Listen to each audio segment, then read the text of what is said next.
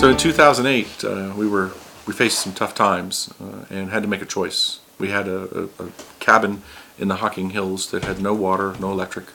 Was just really a rustic getaway cabin that we would come to every now and then to rejuvenate.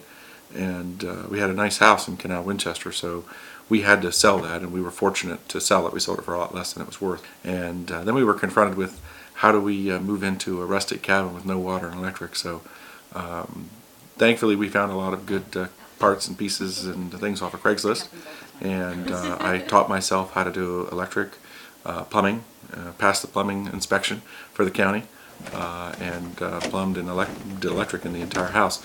We also had to find a way to survive. Well, this is where we're incubating the eggs, and they're at the last day.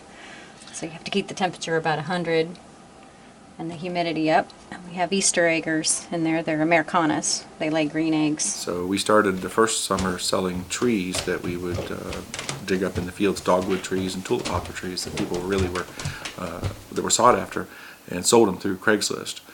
After we did that, we decided to start getting some chickens and see if we could sell eggs. Yes, she does. Here we go. Thank you. Today we have about 200 chickens and sell many dozen eggs a week, and I do a lot of that on my lunch hour.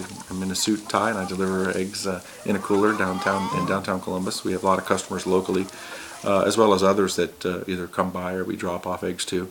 We also added some berry fields, so we have red raspberries, blueberries, and we started opening that up, and people come down and you pick, as well as I take berries, produce, and things like that in a cooler in the summer. Don't forget the pumpkins. And pumpkins as well, that's correct.